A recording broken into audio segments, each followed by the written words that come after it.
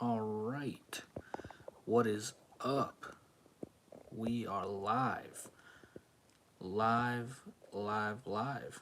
First time I'm doing this, so I'm still sort of working out the kinks here. So bear with me here. Just working things out, getting things right.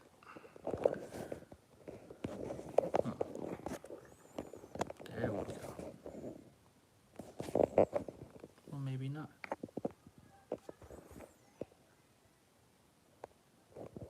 Okay. Welcome, peeps, everyone. Hope everyone is doing good. Hope everyone is well. Hop in the chat if you're there. Welcome. Welcome, everyone.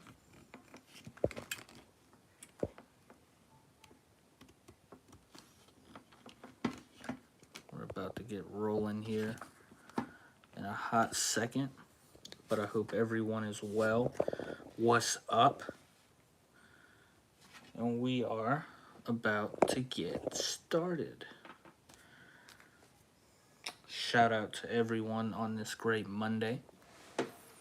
Been having to get the corner together, got the posters ready, so we got that straight. Trying to get things right, but welcome.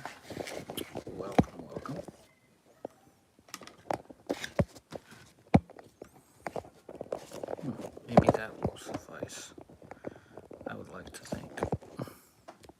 Yes, that will do. Boom. All right, so I'm trying out this new live, trying out this platform for YouTube. Hopefully it looks right in the final product. If not, I will adjust as follows. But let's get it popping, G's. Doom, and we're going live. Welcome, ladies and gentlemen, to Jayhouse Live. I am here on the solo. Shout out to my boy Evan Elliott, who is out and busy right now, handling his business, doing big things. So shout out to my brother, my co-host. I just wanted to run some of these lives solo just to see how this will work out. Got a new mic, new update and everything, so trying to make that work out as best I can. And just wanted to lend my opinions and my voice to everything going on in Star Wars today. Marvel, DC, you name it. But mainly, as of right now, for this 30 minutes or so that you got me, mainly it is Star Wars that has been on my mind a lot. As you can see, came back from hiatus with a vengeance, back to back, hundreds of viewers on the last two videos. So thank you guys for giving me the time of day, giving me time out of your day to check out what I'm saying. And so I appreciate that. Just love talking to people about what I love. So here's the thing. I love Star Wars Twitter to death. I do. I love conversing with so many people from all over the franchise, so many people from all over the fandom. Just awesome, man. So many people and new fans too, younger fans who are growing up like I did with Star Wars, and I'm now 25 now, still growing up sort of. But what's wild to me is that it seems to me like some of the newer fans don't understand it. I think a lot of Star Wars YouTubers have pointed this out. I think Star Wars Theory, shout out to Theory, I think he pointed it out multiple times in one video. And then it's something that I'm seeing a lot of lately, is that some sequel fans, I'm not saying all sequel fans, I got people that I'm cool with, that I'm friends with on Twitter and social, who are sequel fans, and they're amazing people. They're some of the most coolest people in the world who can have civil discourse about whatever. And you can disagree with them and they'll be cool and they'll, you know, they do their best in defending 7 through 9 and actually make some very good logical arguments for most of the time. But then you have the sequel fans who act like they've been with Star Wars their whole life. You have sequel fans who act like, you know, older fans don't exist and that it doesn't matter about what they want because what matters right now is what Disney is pushing out. No matter what it is, it could be the most crappiest thing ever. It doesn't matter as long as Disney is pushing it out. That's all they care about. And when you argue with them or tell them, no, that's not right, it's not cool, you know, they get upset. They get really mad. I've been blocked. I've been called names. All that. Boo hoo. But all of it by sequel fans who God honestly believe that this trilogy, this 7, 8, and 9, were the absolute best thing to ever happen to Star Wars. And anyone with 2 brain cells who is a Star Wars fan for real knows that that's not true. They know it. They know that it's not true. So, my end is that you can't really, because it's coming. It's coming. 2025 will be here before we know it. 2024 is going to be a packed year. 2023 is already shaping up to be a packed year for Star Wars. But with all, like, 2025 celebration is in Japan, for Christ's sake. So that tells you all you need to know about what they're trying to ramp up for with Star Wars. And when it comes to that, I'm telling sequel fans to understand that if you like, everyone's not going to be there for that. We were there, all the fans were there for the sequel trilogy because we had to see what was going to happen. We really didn't have a choice because that's episode 7, 8, and 9. Okay, there's Luke, there's Han, there's Leia. We have to be there for that. We got to see it through. We got to see what's going to happen with this, with our heroes, with the people that we loved, people that we grew up on. We got to see where the legacy goes. So, yes, the films were financially successful, but that's because, like, of course, we're all going to show up for it. We had no choice but to show up for that. And now that the deed is done and the films were, in retrospect, looking back at it, they were terrible. 7 kind of gets a pass, but 8 and 9 were definitely terrible or divisive.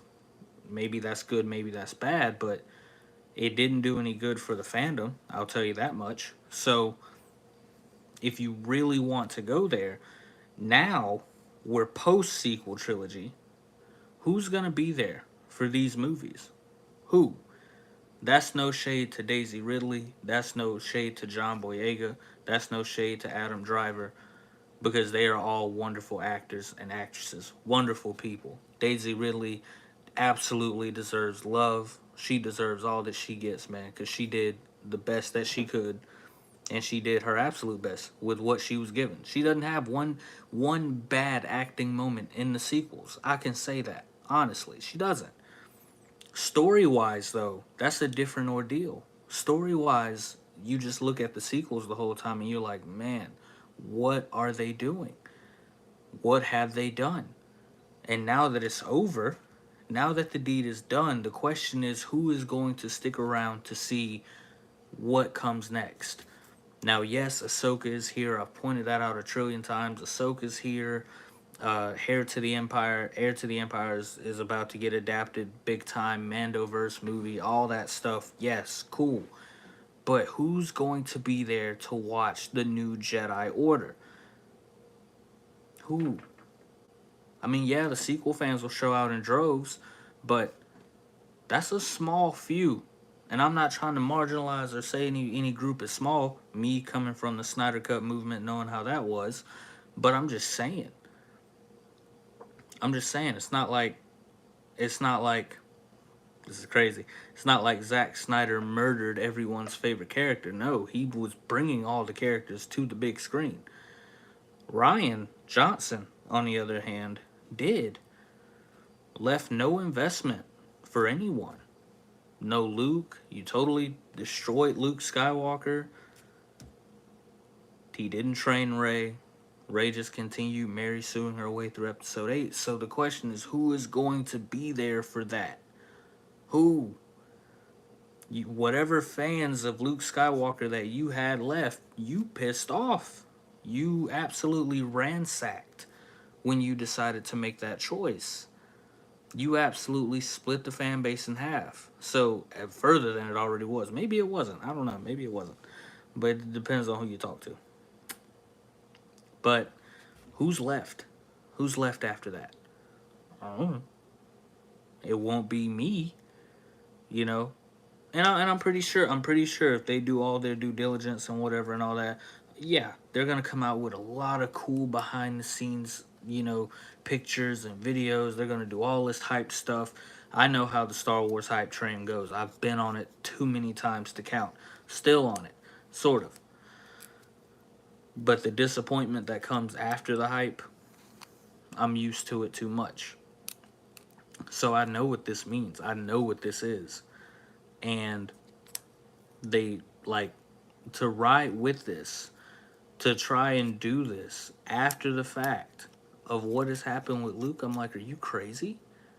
Are you nuts? You must be.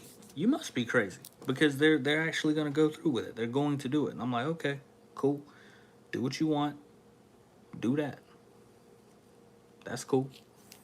They're going to find out when it flops. It's not going to be pretty. It's going to be pretty freaking funny. I'm going to laugh at it because Disney is going to shoot themselves in the foot like they always do.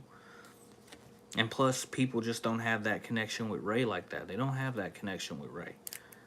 Like, there was nothing to connect to her with. I mean, yeah, sure, I can relate to someone who's trying to find their identity, trying to find their worth and their, who they are in the galaxy. Sure, yeah, I can relate to that, absolutely. But when it comes to Jedi training and the things that count too, if just not as much as character, she has none of it. For Force Awakens, she Mary sued her way through that whole thing. Ryan Johnson's job was to pick up the torch from there and to develop her in a way. And all she did was just wander around for 3 movies, not knowing, for that film too, not wondering who she was, trying to find out who she was, but turns out she was nobody. Okay, that's a choice. Cool. What we gonna do with it? We ain't gonna do nothing. We're not gonna give her any more Jedi training. Luke's just gonna, moan at her for 2 hours about the past Jedi's mistakes that had nothing to do with him and his sorry excuse for letting half the galaxy go under rule of the First Order and for leaving the galaxy in chaos and leaving his friends and family. So she's left with his excuses and she has to back talk him and then tell him that he was wrong. I'm like, really? So Luke doesn't know better for himself by now. Wow. Wow. Okay. She goes, confronts Snoke, tries to help Ben. Ben kills Snoke, which is a massive plot hole in itself. And Rey continues to fight like an elite Jedi Knight who's had training. And she hasn't. And the excuse that they give is in the retconned Rise of Skywalker novelization, saying that she and Kylo were a dyad in the Force. Despite Snoke saying that he bridged their minds together. Literally. He put their minds together. He was that powerful in the Force to the point where he could bridge their minds together. You know? Okay. So now they got to explain that in a book instead of just, okay. So you can see the dilemma there. You can see the dilemma there. And it doesn't matter what sequel fans will say, no matter what they try to explain, Rey needed training. That's all. And it would have made the trilogy a lot more tolerable than it was.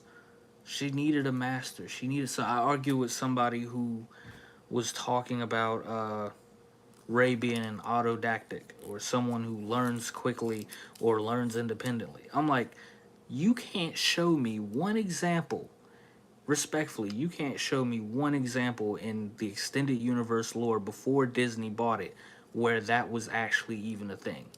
That's not even actually a thing in their current lore, in the current Disney canon with the High Republic. You're not gonna find that. Like, you're not gonna find that. Where'd you bring that up at? And they're like, oh, well, you're saying they're not real in real life. No, I'm not saying that fast learning and independent learning people aren't real people. I'm saying that there's no such thing as an independent learning Jedi in Star Wars. There wasn't one. They all had masters and mentors. Now, of course, they have homework. Yes, they study. You know, Luke studied the text, Rey studied the text. Cool. Yes. But they had masters though. That's the thing. And Rey didn't get one until Rise of Skywalker, until they had to retcon that in and throw that in there with Leia. They had to wait till everyone ramped up the complaints on Rey after Last Jedi in order to do that. It's the most hilarious thing. So they waited to do that at the last minute. At the last movie, by the way. And Rise of Skywalker was an absolute head rush.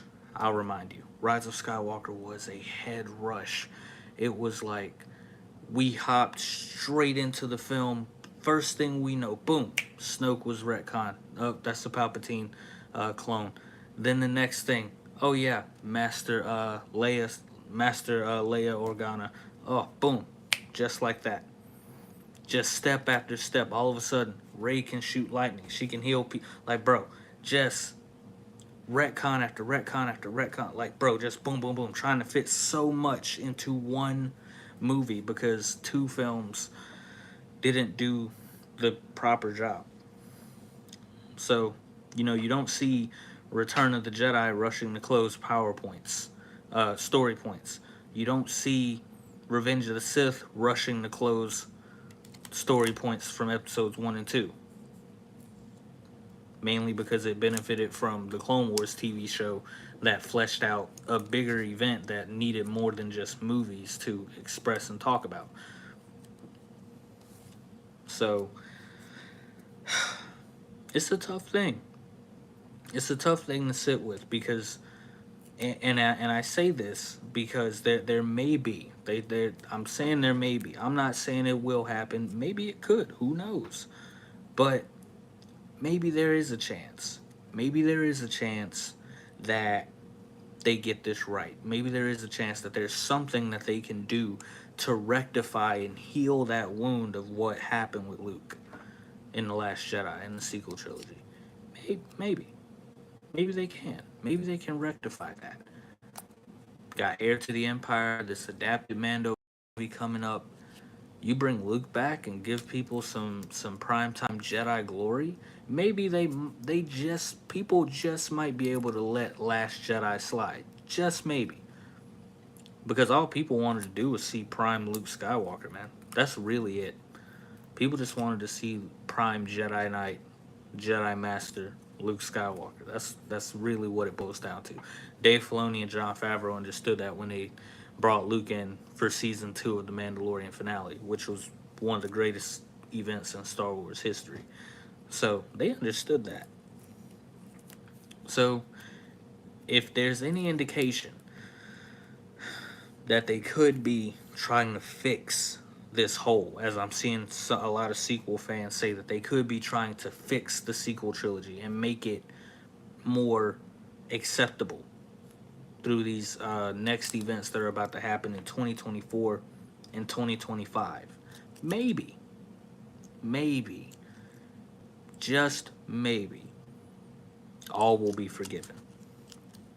But that depends on how you do Mark Hamill. That depends on how you invest him back into it and get Luke Skywalker back to the primetime stage, back to the forefront of Star Wars. Oh, Lord heavens. If you put him on if you put him on screen with Thrawn, you know what I'm saying? That'll definitely get a lot of EU fans jumping. So But I don't know. I don't know. Maybe they can fix this. Maybe they can rectify the situation with what they've done. I don't know. It's a long shot, but I'm willing to bet that with Ahsoka and the Mandoverse, it's gonna be great. But Ray's movie being successful, that's all dependent on whether they do something with Luke or not. That's all dependent on that. If they don't, good luck trying to get people to support Ray's new Jedi Order that was supposed to be Luke's that we didn't get to see because it got destroyed before we ever got a chance to see it.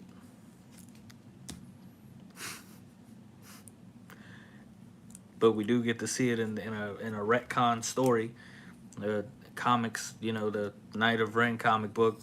Like that's what I'm saying, bro. Like it's getting so crazy to the point where like they just made these three movies, no story, no nothing. I'm not knocking the hard work of the cast and the crew because it's hard work doing a movie. I want that to be done. I'm not just somebody, as someone who aspires to do movies one day myself and my own comics and my own stories, I understand the hard work that goes into a movie, into wanting to make that. But the blame falls on the director and the people at the top, the writers, the directors, and the producers for greenlighting whatever we see. So they greenlit those three movies, and you let that slide, and you think fans are just gonna go along with that after the fact. No, they're not. There's gonna have to be something significantly amazing to happen in order to get people back invested for Ray's movie to be successful. They were so in a rush. The thing about like I was saying, they want to sit there and do three movies and then they want to explain everything after the fact. They want you to go, read some book, or they want you to go to the comics to find the retcon points because they're trying to plug up so many holes after the fact. That's not how that goes, man. And for people who want to say the prequels, no, the prequels were not retconned. They were not. They were not. The prequels were foreshadowed already in episode 4. As to what that looked like and how that happened had yet to be seen, but that was an event that was already foretold. It wasn't like, Ben talked about Anakin and didn't mention any details, and then all of a sudden they have to scramble to make the Clone Wars. No, that was already a foregone concept and a foreshadowed story that was already established that we just hadn't seen yet. So, but having Rey jump through 3 movies, no origin, no nothing, and then you're scrambling to say, oh, well, it's a Force dyad. Oh, well, she's related to Palpatine. You're having to plug up too much, and it's just not cool. It doesn't work very well at all. But, we'll see. On to more positive things as we close out this first Jayhouse Live of the year. Mandalorian Season 3. We have one more sleeps in a day, pretty much. So sleep tonight, go through Tuesday, and then Tuesday midnight, when it's officially Wednesday, we get the Mandalorian season finale, which I will be up for. I can't wait. It's going to be a lot of hype around that. Going to be crazy, crazy reactions, heartbreaking according to a lot of people. So Mandalorian season 3 has had a miracle turnaround. As a matter of fact, it's been a miracle turnaround from 2 terrible episodes and the one that before the last one, which had Lizzo and Jack Black in it, which was absolutely garbage, to the next episode, which gave us a little bit more of a tease. And I'm like, okay, now the Mando hype's back on. This finale could rectify the whole season. This finale could change the perception of the whole season if it has not already.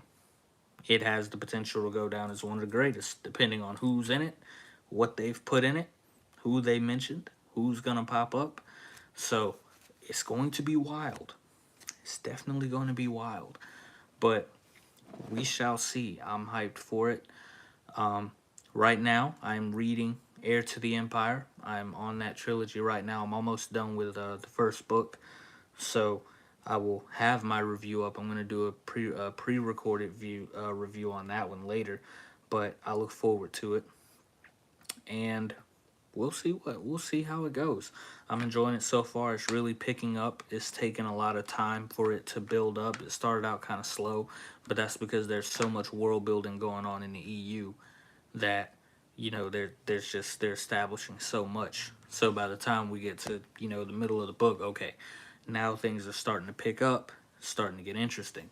So I'm super excited. I'll be finished with that and Dark Force Rising, God willing, if I don't waste time and just get to reading, and then I'll be done with the Last Command soon. So I'll have a full trilogy review laid out. So I look forward to it.